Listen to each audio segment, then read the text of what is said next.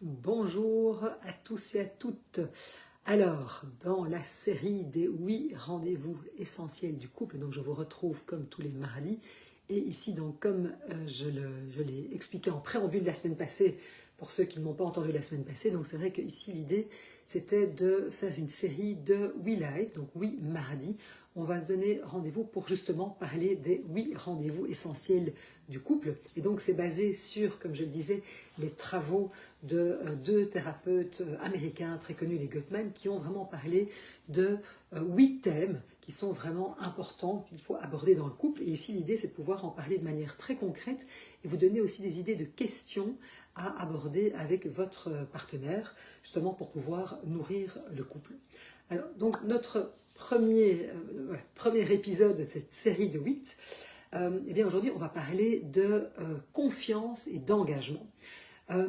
C'est clair qu'en fait, vous savez, quand on construit une maison, que la maison soit bien solide, qu'elle puisse résister justement aux intempéries, aux tempêtes, etc., pour qu'on puisse se sentir en sécurité dedans et qu'elle tienne dans la longueur, eh bien il faut que les fondations soient solides.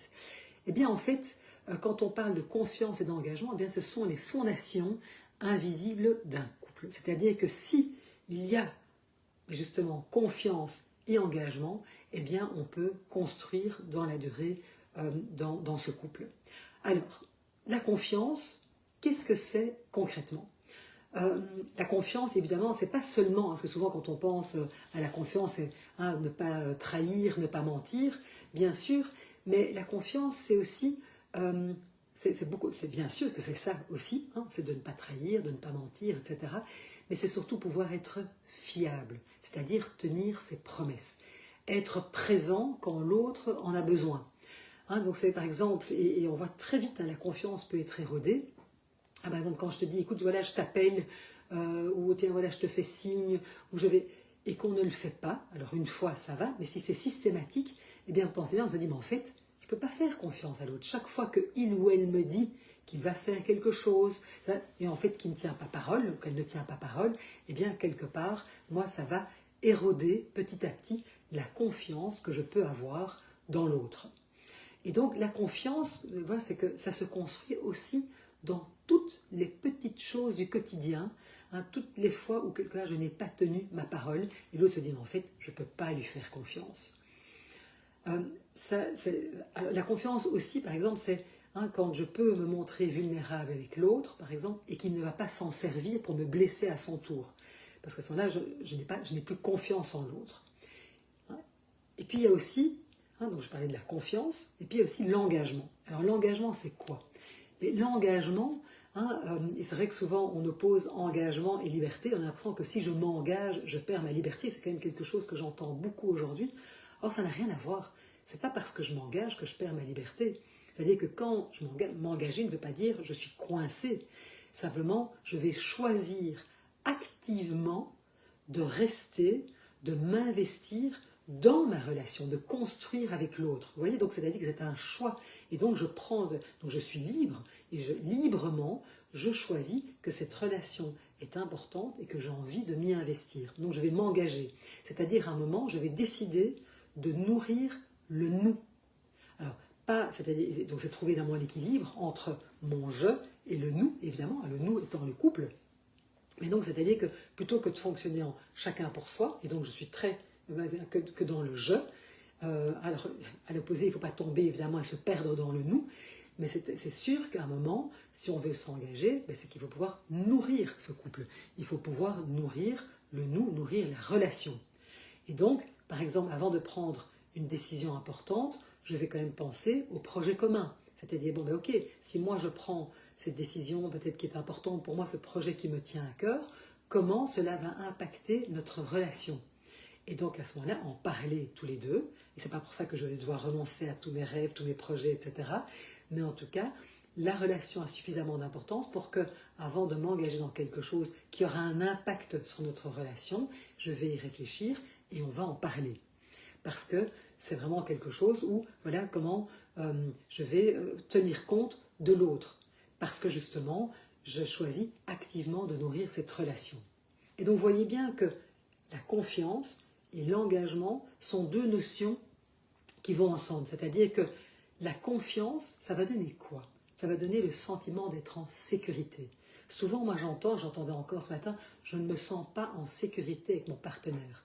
Mais pourquoi? Alors ici, par exemple, dans ce cas bien précis, c'est parce que chaque fois que je m'ouvre à mon partenaire et j'ose me montrer dans ma vulnérabilité, après, mon partenaire va l'utiliser contre moi, pour quelque part, pour m'attaquer. Donc du coup, je ne me sens pas en sécurité, je n'ai pas confiance en lui, en elle. Et donc ça, donc la confiance, le fait d'avoir confiance que l'autre va tenir ses engagements, que l'autre va tenir sa parole, que l'autre va être là pour moi dans les moments difficiles, ça veut dire que là, je suis dans la confiance. Et puis, l'engagement, ça va donner une direction. Parce que c'est clair que si on ne s'engage pas un moment dans la relation, ben c'est clair qu'en fait, quel est le sens de cette relation? Puisque je sens que l'autre n'est pas engagé. Donc, quelque part, on n'a pas de direction. Je ne sais pas où on va. Et donc, c'est sûr que s'il n'y a pas de confiance, l'engagement devient fragile. Parce que comment puis-je m'engager avec quelqu'un en qui je n'ai pas confiance? Mais en même temps, si je ne suis pas engagé, mais comment... si je ne sens pas l'engagement, si moi je ne m'engage pas dans la relation, si je ne sens pas l'engagement de l'autre dans la relation, évidemment que la confiance ne va pas pouvoir grandir.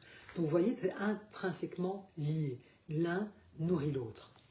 Et donc c'est sûr qu'un couple, quand un couple traverse une crise, et Dieu sait si ça arrive, et ça arrive à tous les couples, évidemment, c'est normal, mais si on sait que chacun va rester engagé dans la relation, c'est-à-dire qu'on ne va pas remettre en cause la relation au moindre différend, à la moindre dispute, chaque fois qu'on n'est pas d'accord, et qu'on sait que, non, ok, c'est pas parce qu'on n'est pas d'accord, c'est pas parce que là, il y a quelque chose qui est difficile pour nous, mais je sais qu'il ou elle reste engagé, que je peux continuer à compter sur lui, compter sur elle, et bien à ce moment-là, on va pouvoir traverser cette tempête ensemble. Vous voyez, donc vraiment, ces deux notions, donc confiance, engagement, vous voyez qu'elles sont intrinsèquement liées.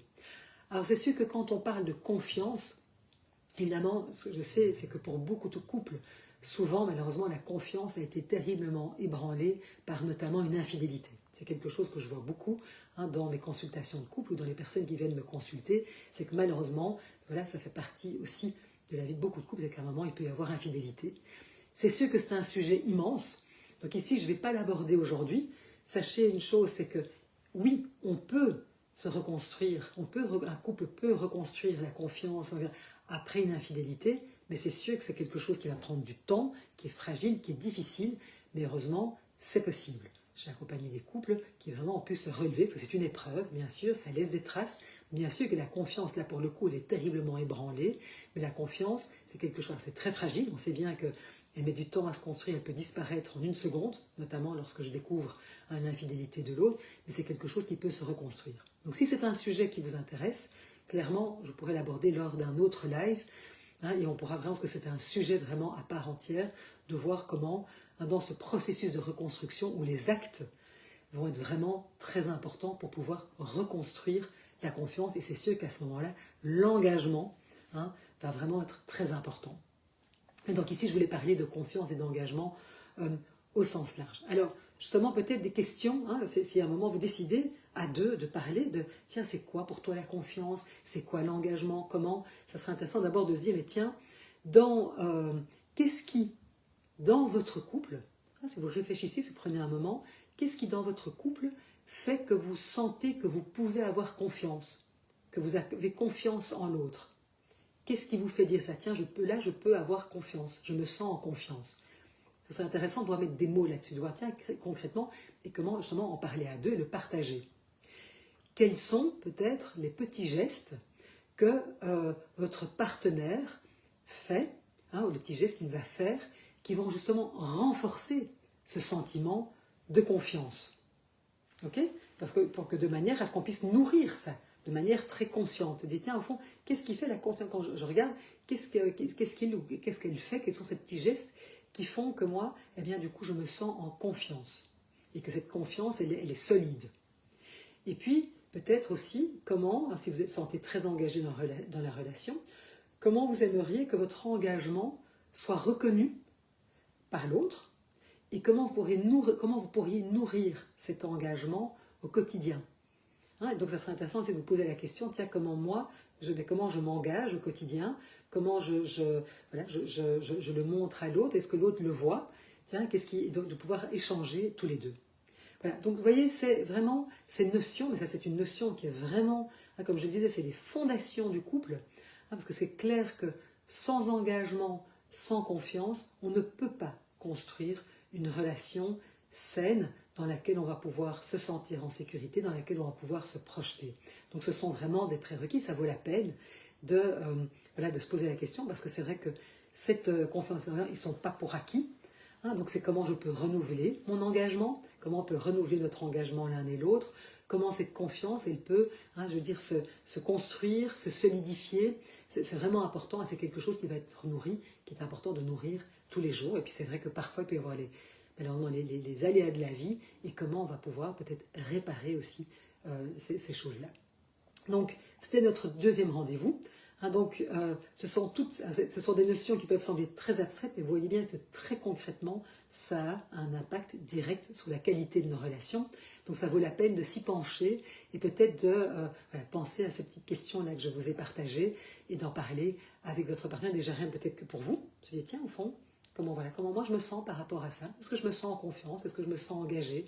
Est-ce que quelque part, dès qu'il y a un problème, on met à mal notre engagement réciproque? Tout ça, posez-vous peut-être la question et puis parlez-en à deux et faites-vous un rendez-vous amoureux pour parler de ces deux notions qui sont pour moi la base et qui sont vraiment les fondations d'une relation solide dans laquelle on peut chacun s'épanouir.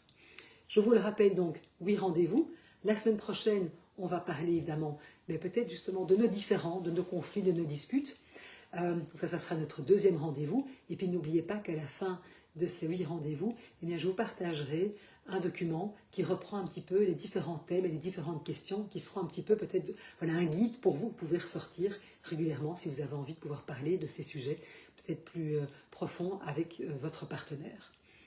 Je vous remercie, je vous souhaite une très belle après-midi et je vous dis à la semaine prochaine. N'hésitez pas, si ça vous a parlé, de mettre un petit pouce. Vous savez bien que c'est important pour les algorithmes. Si vous pensez à quelqu'un que ça peut aider, n'hésitez pas à partager cette vidéo. Et puis surtout, vos commentaires sont toujours les bienvenus. Si vous avez envie de partager des choses, qu'est-ce que ça évoque pour vous, etc. C'est toujours intéressant. Et si vous préférez le garder de manière plus anonyme, ou j'ai envie de dire plus, vous pouvez toujours m'envoyer évidemment un message privé. Merci beaucoup et à la semaine prochaine.